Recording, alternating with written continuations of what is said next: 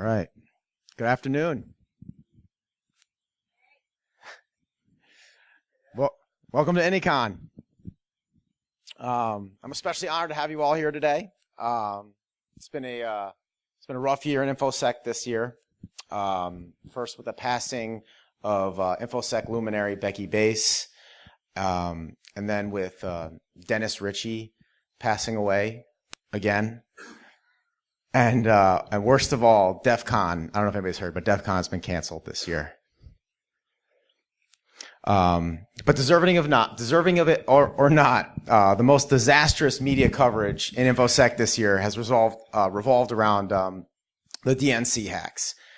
And with that, I'd like to welcome you all to my new talk, Hacks, Lies, and Nation States. For those of you that don't know me, my name is Mario DiNatale, and according to the FBI, I am the top cybersecurity and incident response expert in my state. However, as incredibly flattered by that endorsement as I am, you shouldn't be all that impressed by it, and during this talk you will learn why. You will also learn why the FBI's report of the DNC hack was fatally flawed, how to identify and avoid some of the snake oil and scams that are prevalent in our industry. And when we are done, you'll have a real understanding of our government's true cybersecurity capabilities and what we as hackers can do to help. At a very young age, I got hooked on drugs, and this was my drug of choice. This is a visualization of two modems connecting, and I've never been able to get enough of it, and it completely rules over my life. In my early adolescence, I was obsessed with playing BBS games, and I'm probably dating myself here, but for the younger hackers in the audience that don't know what those are, they were like little mini internets that we could chat and play games on. And the problem with most BBSs was that they only had one connection, so you would get kicked off after a certain amount of time so that others could get on and play their games and download their files and wares and whatever else they wanted. So that's when I had the idea to start playing games on multiple BBSs at the same time. So as soon as I got kicked off one, I could just jump onto the next one and keep playing. So in my child's mind, the logical next step was to have my computer dial every phone number in the 203 area code looking for new BBSs. What I found instead was a connection into a corporation called Bristol Myers Squibb. And a few password guesses later, I discovered something far more thrilling than any BBS game. I discovered what I'd been put on this earth to do. It wasn't too much longer after that. I was finding ways to jump from an early service provider called Prodigy out to the internet without paying for it, which was great because I loved the internet, but I was 8 years old, so there was definitely no way I could afford to pay for it. It was also around this time that I became obsessed with these Cray supercomputers. The problem was, for a kid that couldn't afford to pay for internet access, there was definitely no way I could afford to pay for a $5 million supercomputer. But I needed to play with one. The idea of it consumed me. I really had no clue what I'd even do with one of these, but I became obsessed with getting access to one. And eventually I did. As it turns out, the only people that could afford these bad machines were exactly who you'd think. So first I started working my way into the NSA, looking for theirs, but I couldn't find it. Found other things, but not their Cray. At which point I went after NASA, and I had much better success finding and gaining access to theirs. Don't act like you all didn't have root at JPL at one time or another either.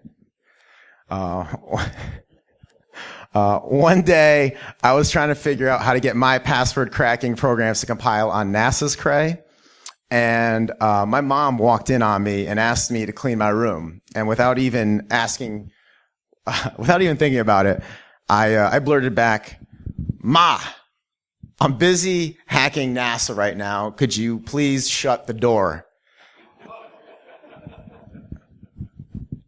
Predictably, my mother freaked out. She told me the FBI was going to come and lock me up, which was terrifying for a computer-addicted preteen, because if I got arrested, there was definitely not going to be any time for BBS games.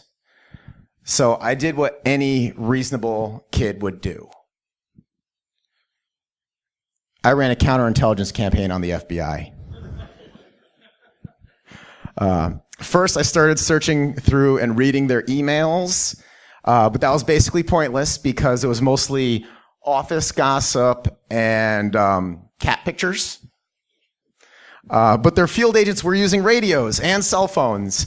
So first, I tried listening to their radio transmissions with a scanner, but that didn't pan out because even back then they were using encrypted radios.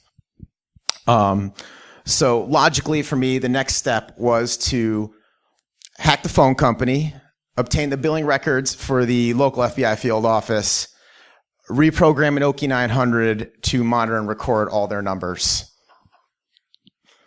It actually became a common occurrence at my house for my father to yell at me to stop spying on the FBI and finish my homework. Eventually, my paranoia subsided when I realized the feds had no idea that I even existed. Not a clue. And that's when I became more brazen with this particular trick. This slide is actually of me at the DEF CON hacker convention. We were attempting to spy on the feds who we thought were spying on us. We never actually found any feds. We found a lot of tourists and call girls. And eventually, a buddy of mine hacked the Hotel PBX. We started playing their phone calls over the Hotel PBX. Which is when the reporters started going crazy, and the ABC actually came over and tried to take my picture, and that's when the founder of the convention, Jeff Moss, who's better known as the Dark Tangent, interceded and realized that I was a minor, and ABC was trying to take a picture of a minor at the time, and he basically prevented that and only allowed them to take a picture of my hands. But after this photo was taken, I did up having to take a hiatus from hacking for a short period of time, but not for the reasons you're thinking. The feds actually never busted me. My school did. You see, the reason I had so much time for cyber shenanigans was because I could hack into guidance at my school to change my attendance records and my grades. I accomplished this with a little assistance from a program called LoftCrack, put out by the hacker group Loft, and we'll address why they're so important in a minute. But one day we had this teacher who had suspicions that two students had cheated on a test, and he told us all that if we didn't turn them in, that he would fail the whole class. Now this was a college preparatory school, so they didn't actually ever fail anyone. What that threat meant was that the whole class would have to go to summer school, and then we would have to accept the grade that we got in summer school,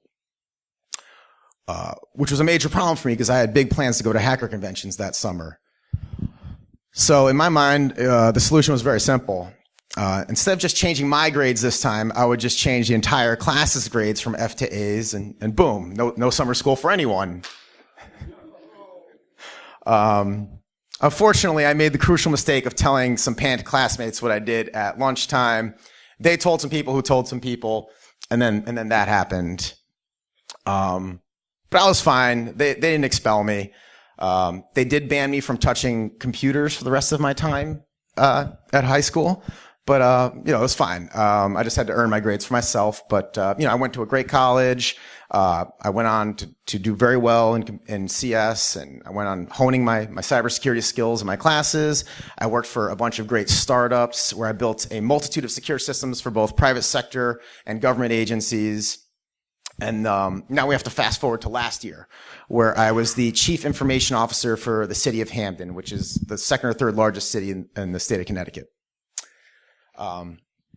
We got hit by these guys bad. First, they hit our police department, but I had just recently built that system out. We were able to recover very quickly. No real major damage done.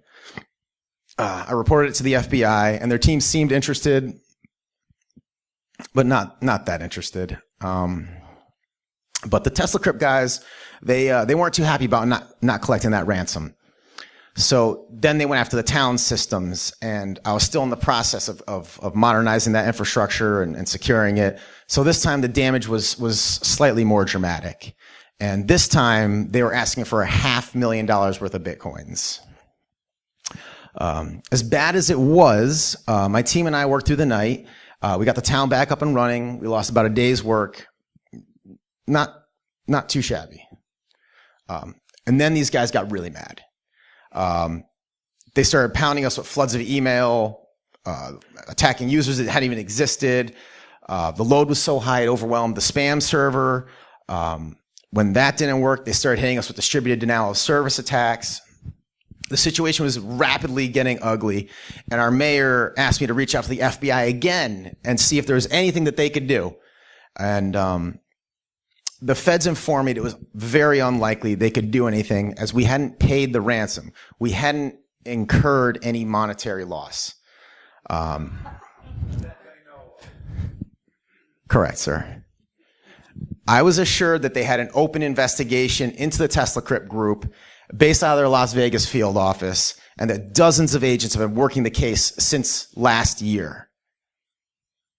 But that didn't help Hamden's situation at all. The water was coming in faster than me and my understaffed team could bail it out. The entire town's productivity was dropping, and my team and I were all pretty much convinced we were going to lose our jobs. We were rapidly approaching the event horizon. But what I do have are a very particular set of skills.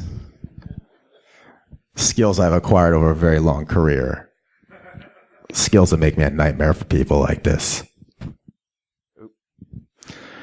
So with the city under attack, I took a sample of their malware from Hamden and rushed it to my home lab. I isolated it, I reverse engineered it, and I found a critical flaw. A critical flaw that allowed me to seize control over their entire command and control architecture.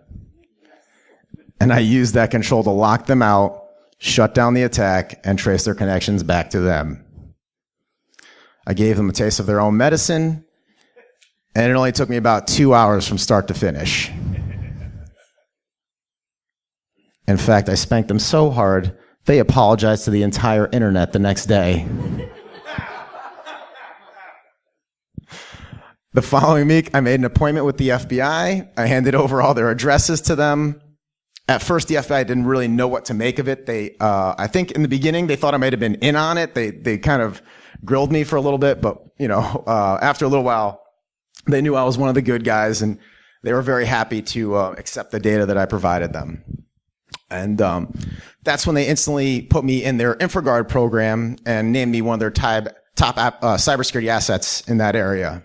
So I was pretty thrilled about that. Active disclaimer. I don't recommend doing what I did. Hackbacks are not a good idea. They're not standard operating procedure. This is not a good example of standard incident response. But sometimes desperate times call for desperate measures, and it's what I had to do to protect my users. So.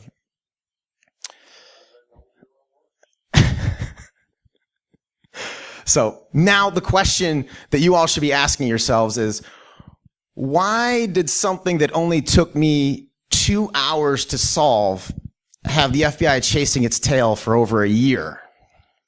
And to understand that, we actually have to travel back in time to May 19th, 1998. To me, I think this is the pivotal day in cybersecurity history that the U.S. government ceded its lead in the cyber skills arms race. The Washington Post would later go on to call this event a tragedy of missed opportunity. From left to right, you have Brian Oblivion, Tan, Kingpin, Mudge, Weld Pond, Space Rogue, and Stefan von Neumann. Together, they made up a hacker group called the Loft.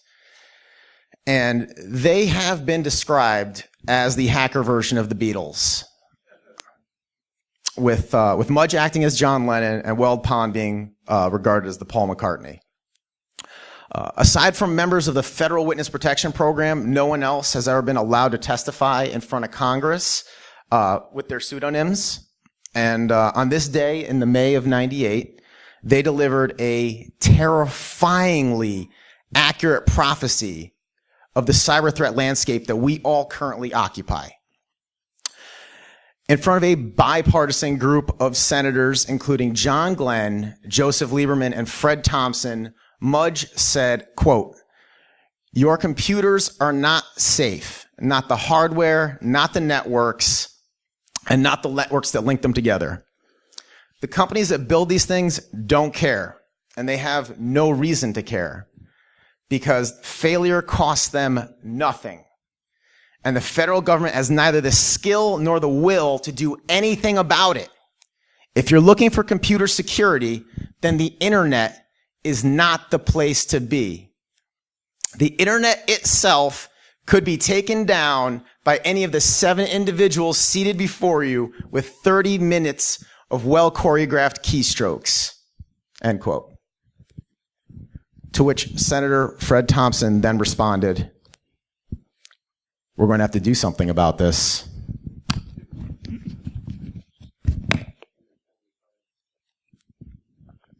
But nothing was ever done about it, believe it or not. And we're all paying the price for that today. So instead of immediately seizing onto the opportunity to build a bridge with the hacker community and facilitating a knowledge transfer, the government has year after year demonized and ostracized hackers by naming them the #1 threat to America, higher than Al-Qaeda and higher than ISIS. Now, before I go any further, I have to tell you all that I actually love the FBI. This is not a knock on them as an organization. They're a really great organization to work with, actually. And that's why I donate all my free time participating with their InfraGuard program, which is charged with protecting all of our nation's critical infrastructure. And I encourage everyone in the room to get involved and do everything you can to help secure everything from power plants to water supplies to power grids. But if the feds were so outgunned trying to solve a fairly simple case for the city of Hamden, why do we think that the feds are definitively capable of telling us that Russian hackers were involved with the compromise of John Podesta's emails during the last election? And the answer is, the FBI didn't actually tell us that the Russians were involved in the election. They regurgitated some really terrible and fundamentally flawed data. And it really wasn't their fault. They really just didn't know any better. And that's an indictment of the cybersecurity industry as a whole. Follow me down the rabbit hole. Let's see how deep this goes. So, allegedly, the hack started with Podesta receiving an email message that looked like it came from Google asking him to change his password. And he did. He provided the hackers, if you can even call them that, hackers, all the access they needed to dump his emails. Keep in mind, this version of the story is highly and strongly disputed by WikiLeaks, who claimed that the emails were leaked to them by a fellow staffer. However, if true, this is not a particularly sophisticated attack. In fact, this barely qualifies as hacking. It's so unsophisticated that I'm pretty certain I could teach anyone in this room how to do it in under an hour. So right off the bat here, we're already seeing red flags that this sort of attack doesn't even come close to the level of sophistication that we're used to seeing from Russian state actors. Weld Pond of Loft immediately voiced his skepticism on Twitter before the report even dropped. And then very shortly thereafter, we find out that the FBI actually didn't perform their own forensics in this case. An external company named CrowdStrike did. Now, let's not be too critical of the FBI here. They clearly realized that they had a skills gap. They knew that they were incapable of performing this work themselves, reach out to a private sector cybersecurity company for help, and this is great. We want to encourage more of this. However, the FBI probably should have been a bit more careful in vetting their contractor for this particular job because, ouch. Yes. Maybe somebody should have investigated that conflict of interest. But hey, maybe this isn't as bad as it seems. Actually, it's worse. We wouldn't find out until much later that the FBI didn't just rely on CrowdStrike, they were forced to by the DNC. I'm not even sure how that's democratic or legal, but it is apparently. But hey, maybe CrowdStrike did a really thorough job and wrote a really great report.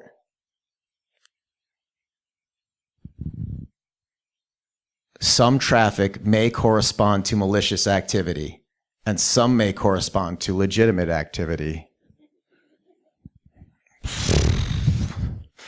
What?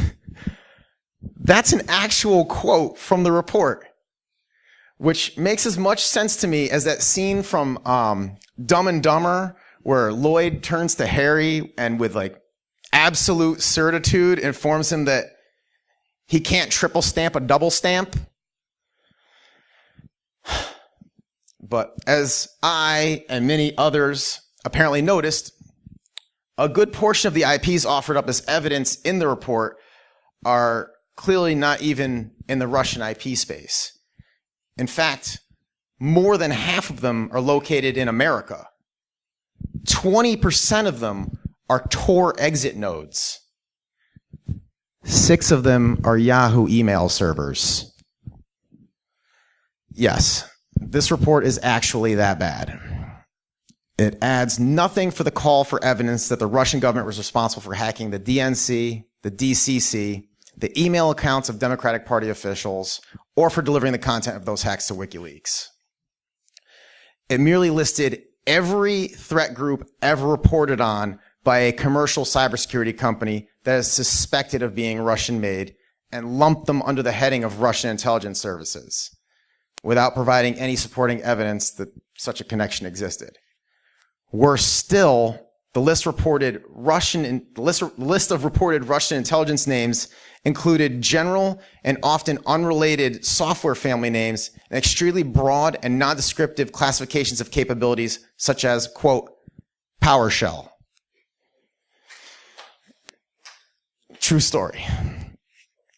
It was a bizarre conglomerate of data types that didn't meet any objective in the report and only added confusion as to whether the DHS or FBI really knew what they were doing. Whatever the FBI paid for this report or the DNC paid for this report, we should really ask for our tax money back. All this report really proved was that it was incompetently put together. So, on the one hand, we have the FBI reaching out for help, which is fantastic. But on the other hand, we have the, quote, cybersecurity companies completely taking advantage of and misleading their clients with baseless conclusions. All right. For those of you that don't know, the GCHQ is the UK's version of our NSA. And they've apparently come around to the same sentiment that myself and my fellow hackers have been trying to espouse for years. Namely, that cybersecurity companies are shilling snake oil. Products that simply don't work as promised, but they get people and companies to buy them by spreading fear, uncertainty, and doubt. The worst offender in this industry are the antivirus vendors. Let's start by saying that antivirus software is a relic and no longer relevant to running a secure system. In fact, more often than not, it does the opposite. Virus and malware authors have outpaced the AV industry as a whole. In fact, most of the AV we see out in the wild right now are polymorphic. Polymorphic is just another way of saying that the virus changes every time. It copies itself so that you can't write a signature to detect it. Now, the fact of the matter is, most antivirus software is so terribly written and runs with such high-level privilege over your system, it actually makes it easier for us to hack that system than if it wasn't running antivirus at all. But unfortunately, that's just the beginning of the problems with antivirus, because I think one of the greatest security researchers in the world right now is Tavis Ormandy, working for Google's Project Zero team. I consider him to essentially be the Babe Ruth of hackers right now. Whatever software he points his bat at, he's going to hit a home run. And when he pointed it at Kaspersky antivirus, he discovered in addition to making your system less secure and vulnerable to remote code execution, it was actually intercepting all encrypted communications from his computer. And That's something most antivirus vendors are doing right now under the guise of making your system more secure. Because they can snoop your traffic, they can inspect it. It's not. So, now, even worse than this, antivirus companies have also secretly snuck language into their EULAs that allow them to collect and sell the data they mine from your computer. Even worse, while everyone was looking for Russian hackers that may or may not have existed, we actually invited the KGB into our computers by letting our computer manufacturers pre-install antivirus for us. In 2012, Kaspersky Labs fired all their high-level managers and replaced them with people with close ties to Russia's military and intelligence services. These people are actively aiding the FSB, the KGB's successor, using data mined from Kaspersky's 400 million customers. According to former employees of Kaspersky Labs speaking under anonymity conditions for fear of retaliation, this closeness starts at the top with Eugene Kaspersky himself, who has weekly sauna sessions with 5 to 10 Russian intelligence officers. If you have Kaspersky antivirus installed, it's a safe bet that the FSB has a copy of your data right now. And they didn't even have to hack you. You hacked yourself. CrowdStrike again. So I hope everybody remembers these guys from the DNC report. For those of you that don't know who NSS is an independent lab that tests and rates cybersecurity products. Their reports aren't exactly great, but and they have their flaws, but at least they establish a general baseline for how effectively a product operates under somewhat realistic operating conditions. And just last summer, they rated a bunch of antivirus products from various vendors and were sued by CrowdStrike to prevent that report from coming out. A federal judge later struck that down, and the report was published, however. And unsurprisingly, they did horribly. The product was actually so bad, for the first time ever, a product received a caution rating from NSS Labs. But at least it wasn't as bad as the report they gave the FBI, so we'll move on to bigger snake oil. Route 9B, by some metrics, is one of the largest cybersecurity companies in the world. And they absolutely love to talk up their military hacker lineage and conjure up all kinds of spycraft imagery with their slick marketing. They are also completely incompetent. They recently wrote up a report with such nonsensical terms like zero-day hashes, claiming to have identified advanced persistent threats attributable to Russian hackers that were a direct and immediate threat to all the international banking markets. However, upon closer scrutiny, it appears as though this was nothing more than unsophisticated Nigerian phishers who'd simply registered new websites. So remember, anytime you hear military grade or intelligence grade cybersecurity like this, run away as fast as you can. Remember, these are the guys I was outwitting as a teenager, and many teenagers still are. But this isn't a secret. There's plenty of evidence for it, such as, 16-year-olds reading the CIA director's emails, or the Missile Defense Agency failing to use crypto that even meets Google's baseline standards for consumer shopping, or whatever this is.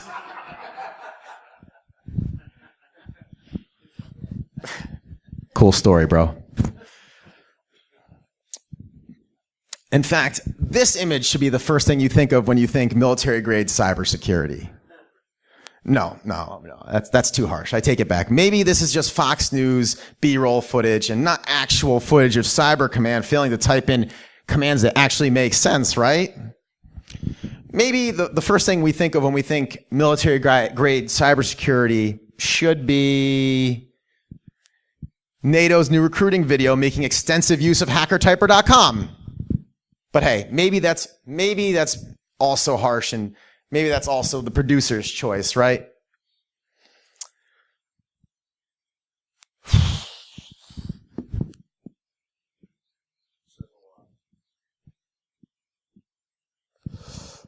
Okay. Whew. We want loud, offensive cyber tools. Oh, that's not how this works. That's not how any of this works. This just shows a complete and fundamental misunderstanding of even the most basic principles of cybersecurity. Cybersecurity is not nuclear warfare. There's no mutually assured destruction. It doesn't even apply. So it's not even a deterrent. I'm sorry, am I hurting anybody's eardrums right now? I just want to choke somebody. Offensive capabilities not reduce anybody's threat levels, right? So what we don't need any more of is this ridiculous military-grade cybersecurity. What we need is more hacker-grade cybersecurity. But I think if we want to understand, hang on. Again, I don't think we can blame the military here. They're doing the best they can. They just don't know any better. And I think if we want to understand why the state of our country's cybersecurity affairs is so bad, we again have to point the finger at ourselves, at the cybersecurity industry. The industry as a whole is flush with outright frauds. Look at these statistics. This was a study published by Rapid7 this year. For those of you that don't know, which I suspect there's not many people in this room that don't know what Rapid7 produces, but for those of you that don't know, Rapid7 produces the most widely used security testing software in this industry, Metasploit. And in this survey, they found that in 41% of testing engagements, no vulnerabilities were found.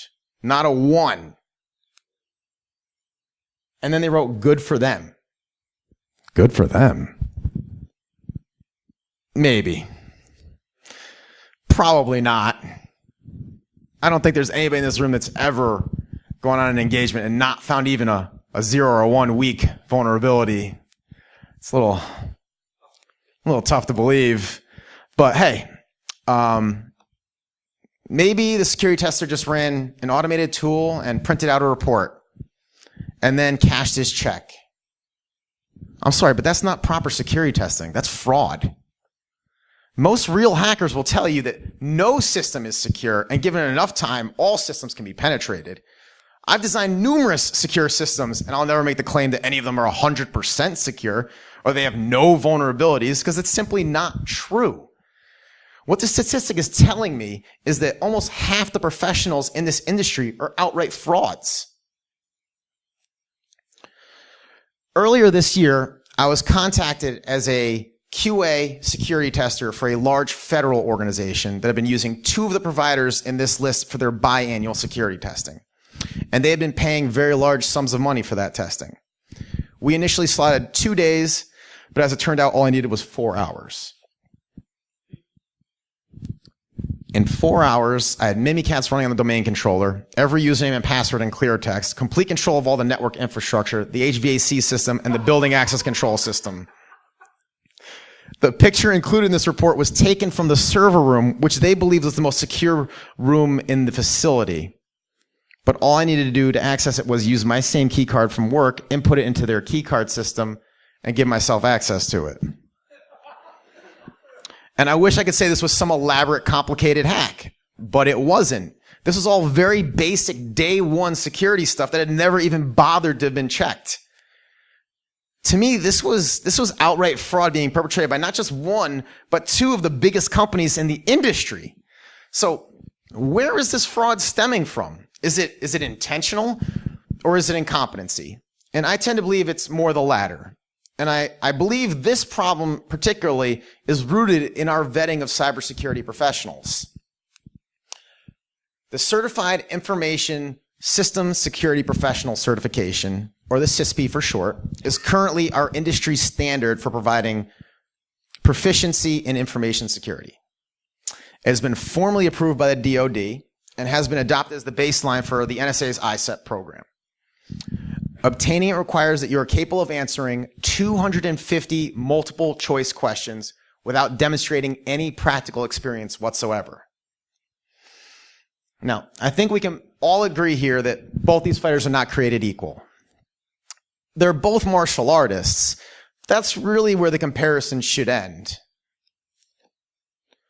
Which one would you rather have fighting on your side? Now, you can take a hacker and give him a CISP and have a great CISP. I won't deny that.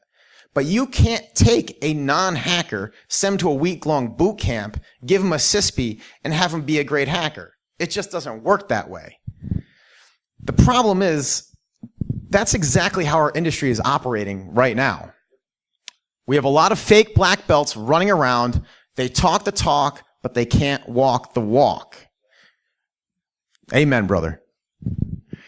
Would you feel comfortable letting a doctor operate on you if all it took to pass medical school is a multiple choice exam?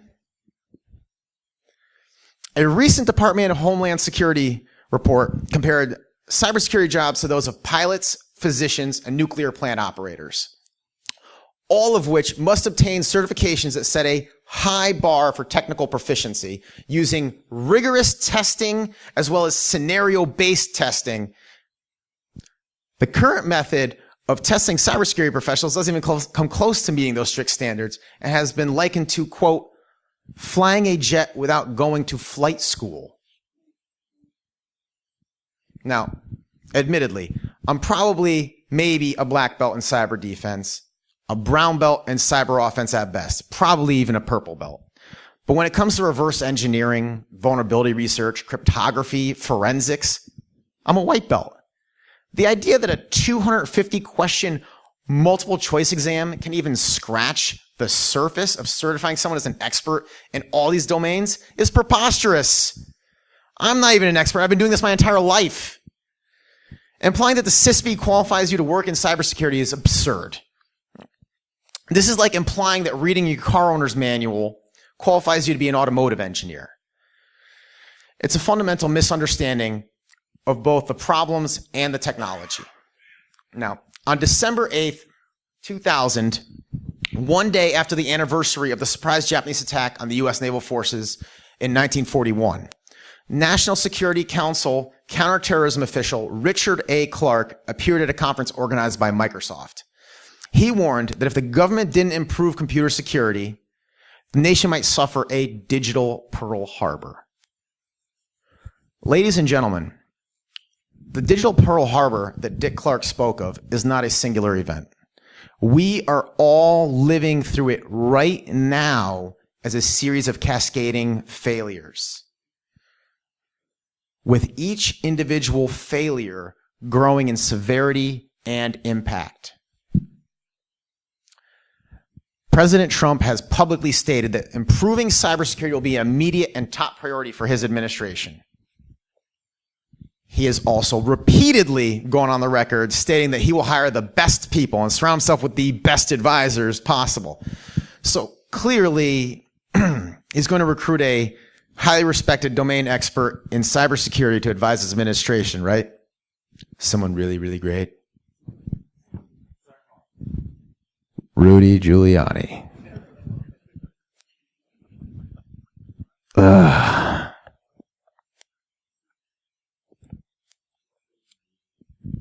I feel like we're all living through an episode of The Twilight Zone right now. This is the same Rudy Giuliani that's already had his passwords stolen and leaked. The same Rudy Giuliani whose cybersecurity firm's website is a disaster of dozens of vulnerabilities and doesn't even follow the basic best practices that would be obvious to even the most casual student of cybersecurity. Ladies and gentlemen, this is not the draining of the swamp that we were promised. This is not surrounding ourselves with the best and brightest and hiring the best like we were promised and yada, yada, yada. If our president is truly serious about fixing this problem, we need someone with a real specialized background in information security. We also need someone who's used to navigating the bureaucratic independencies of the government. Ladies and gentlemen, we need this guy. We need Mudge. Only, stop laughing. No, Mudge does not look like this anymore, okay? This is Mudge now, all right? Since 98, Mudge now goes by his real name, Peter Zacto. And from 2010 to 2013, he was a project manager at the Defense Advanced Research Projects Agency, where he worked on several cybersecurity initiatives. In fact, in 2013, he received the Office of the Secretary of Defense's Exceptional Public Service Award. And following his stint at DARPA, he joined Google's Advanced Technology and Projects Group, which is Google's in-house skunkworks team. If ever there was a person more capable of leading this nation's cybersecurity initiatives, surely this is the one we want. Albeit he has a pretty sick job at Stripe right now. The government probably can't afford him, but it's a pretty good one. All right. Let's ask them at least. Everyone encourage a congressperson to reach out. I encourage every person in this room to reach out to their politicians and tell them that this administration needs to sprinkle a little more hacker on it. All right. Now, the last thoughts I'd like to leave you with are this. There are no silver bullets in cybersecurity. There are no guarantees. And stop letting companies that promise these things scare you into buying their products. Thank you.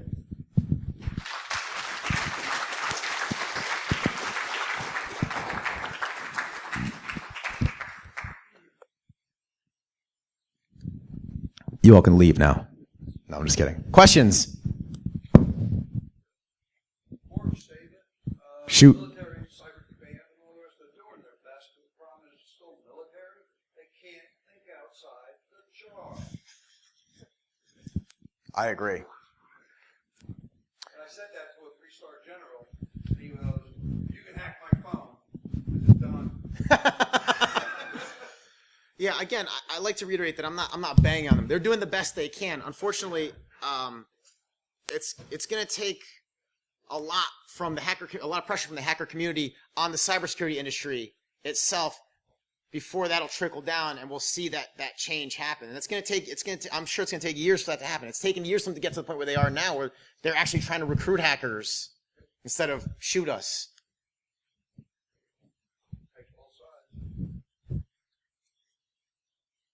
All right, cool. Everybody go have a drink. I'll see you at the bar.